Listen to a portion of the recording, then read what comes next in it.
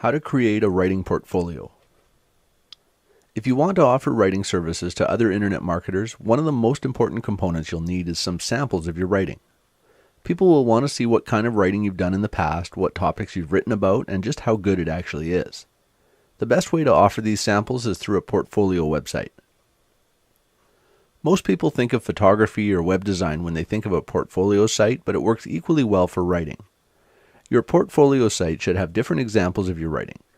Ideally, you should provide several different types of content: articles, blog posts, short reports, eBooks, and even longer training courses.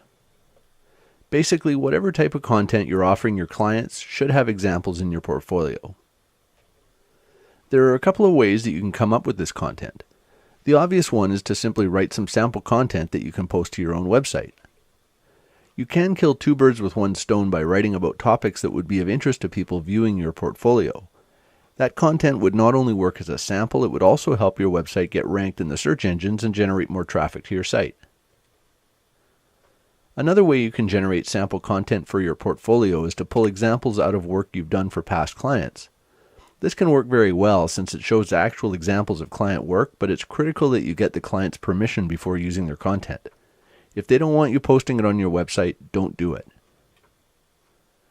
Web content like articles and blog posts can simply be posted directly to your site, giving clients the chance to read it there.